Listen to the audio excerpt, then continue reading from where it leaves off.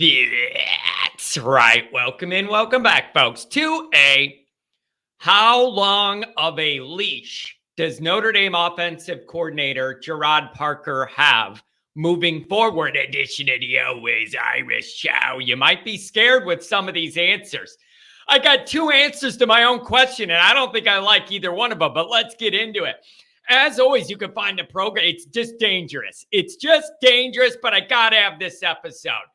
I just did a positive one. I got to do something on the worry side, too. Thanks for being here. Obviously, you can find the program on YouTube. Do it. Subscribe if you haven't yet. Appreciate it very much. Give the video a thumbs up. That helps Johnny Boy out as well. Notifications on it where you alerted every time a new episode drops. I know you don't want to miss it. Twitter. Search bar Always Irish Rat. Always Irish Inc. Emails alwaysirishnd@gmail.com. Audio only anywhere you want it. You can get it if you don't want to look at my face. Call-in lines, 312-900-8815. You dial it up and tell Johnny all you've heard and seen. Social media, Facebook, Instagram, Always Irish Inc., USA Today, Fighting Irish Wire. Read all about it. Patreon.com/Always Irish.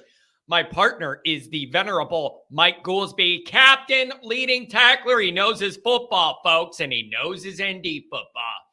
All right. Welcome in, welcome back. Thank you for being here. Let's talk some Irish offense. Now that we have a new quarterback, things are kind of settling down a little bit. We need to circle back, talk about the offense a little bit moving forward. Here is my question of the day that I want to pose to the group. Okay? Answer this. How long of a leash does Parker have to run the offense in your opinion? Your opinion. How much leash does he have in Freeman's opinion? The one that matters. Is there a difference in those answers? I suspect with a lot of the fan base, the answer is going to be yes. In that, there is some danger. Okay, there might be a divide between the way we see things and the reality, the way we think we see it, versus Marcus Freeman for whatever variety of reasons. Okay, so there's the first thing here, because I think the answer is going to be that Freeman has a lot more patience for amateur hour than we do with this project. So let's start here. Certainly, I cannot stop you. And I cannot say you're factually incorrect. If you want to comment in response to this video and say, John, 39 points per game, 9th in the country, everything's fine. You just want to find stuff to yell about and complain about. Nothing's ever good enough for Johnny Boy. Glass half empty. Negative Nancy. Not realistic Ricky. He's being a negative Nancy. Okay, if you wanted to say that and stand on the merits of that top 10 ranking point output in the over 39 points overall, you can do it. I can't tell you those numbers don't exist and they're not factual because they are. But also, if you wanted to frame it that way, you are lying to yourself. You can frame it that way. Those are the facts. You are lying to yourself to feel better about things, if that's the angle you're presenting to me.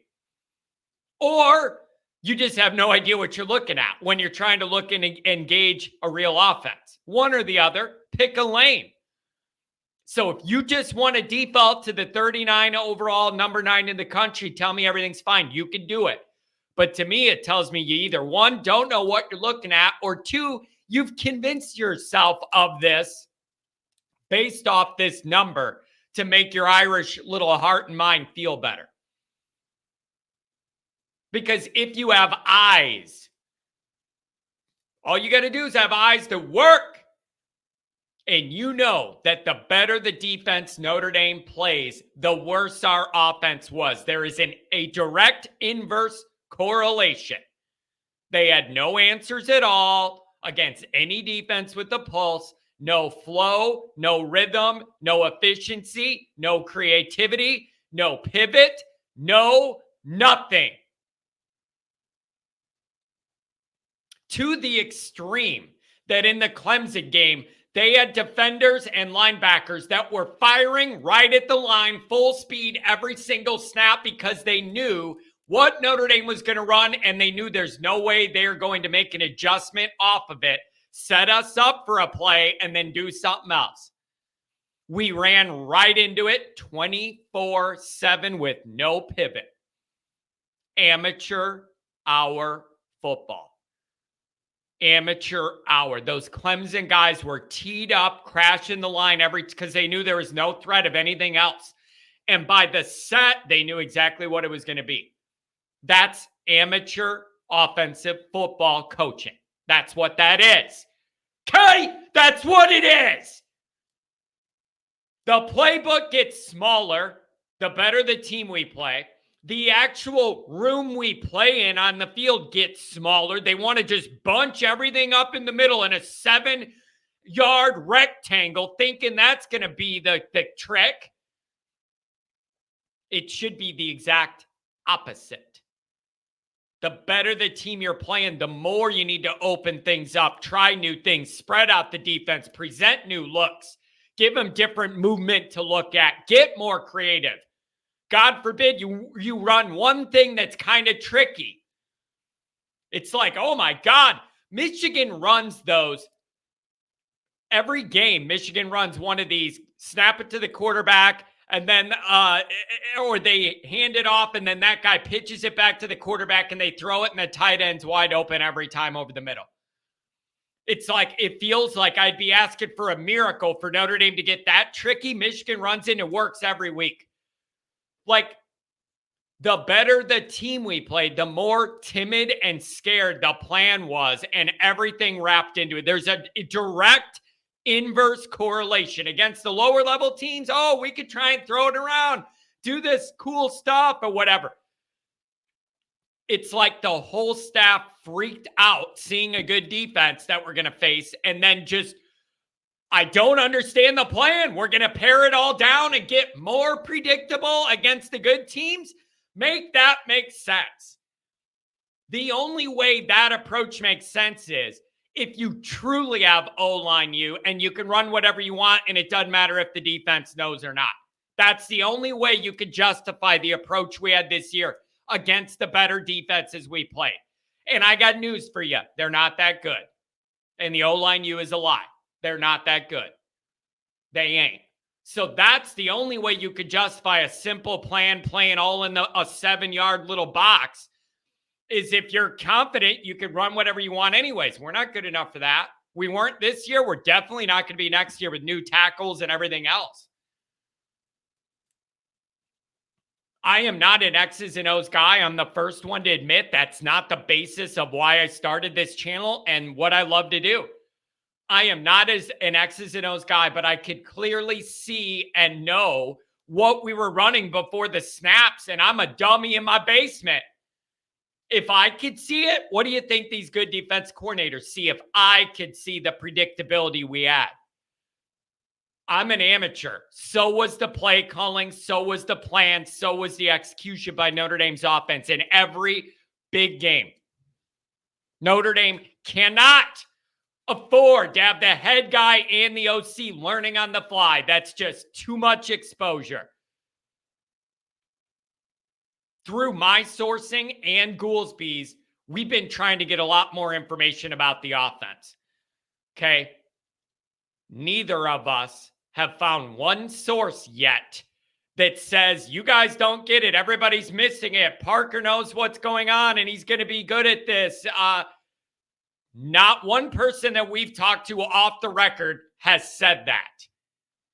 And these are guys you need to understand, please, that we have to respect these sources or they're no longer sources. I understand some people are going to say, if you're not giving me the name, I'm not believing your claim. That is up to you. But I'd like to think GOOLSBY and I have built up a fair amount of trust with you guys about how we operate.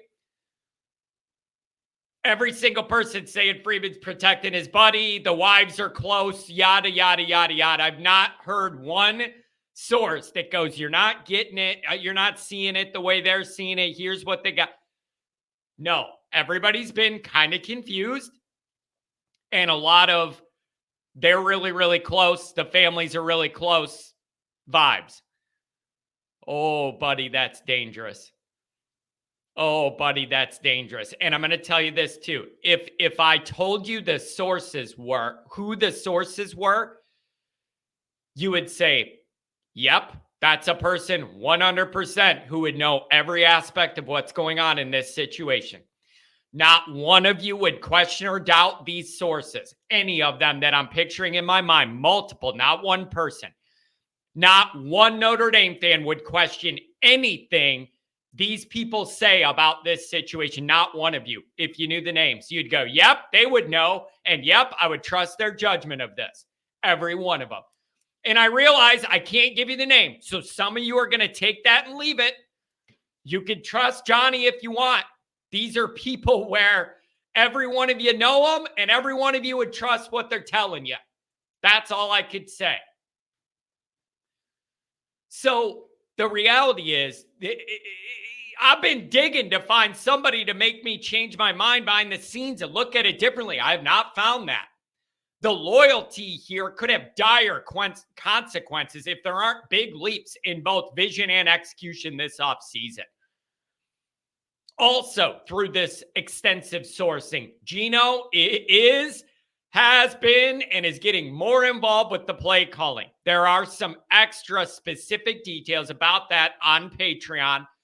That's where we keep any of the sourced kind of extras. And so that you could find something on that there. I posted today or yesterday or something, a couple days, I don't know, sometime. So that leads us here. What's the leash on Parker? The reality is, for the fans, the leash is 1 game long. It's next year, Texas A&M week 1. That's how long the leash extends. You don't have no 4-game run up with the schedule last year to feel good and work things out. You don't have that. Game 1 next year is as far as that leash expands. That's it. For the fans anyways. After all the bitching and complaining about the offense against good defenses and all my frustrations with it, all the changes with the personnel and the coaches, and then having a long, extended offseason building up to week 1. If you play bad offense, the fans are absolutely going to go nuts, and so am I. Week 1 games get magnified more than any other window of games because it's week 1, because you spend all summer asking, what's your team going to look like? Blah, blah, blah. All of this huge ramp up and excitement and build up every fan base has for their team's first game. You wait all that time through the dog days summer for that one first game day. If you play bad offense, the fans are going to lose it, and I don't blame them. You have all summer to game plan. I don't give a rat's anus how much oil money, talent they have in Mike Elko or whatever. I don't care anymore. You cannot score 10 or 14 or 17 in college football in a big game and think that's good enough anymore. It ain't going to be. Now, the real interesting dynamic would be, what if you do score 14, but you allow 13 and you end up winning the game? That's going to be an interesting one. You have a bad offense, but the defense plays great and you win it. Then where does that leave us? I don't know, but I'm more worried about the offense taking a big leap forward than that kind of nuance. But this is a real danger. It's a real danger because the fan base is absolutely going to go ballistic, and I will not blame them. It's an awful look. The idea that you could sit around all summer. It's like, what the hell were you doing? This is not week to week where you have 3 days to game plan and then you're practicing it and then you're out there. You have all summer.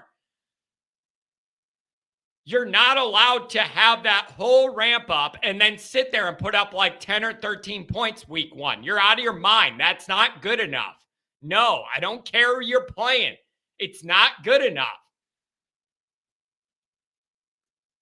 And it's like, well, Mike Elko, and we all know he's a good defense. I don't give a shit. Run a real good offense.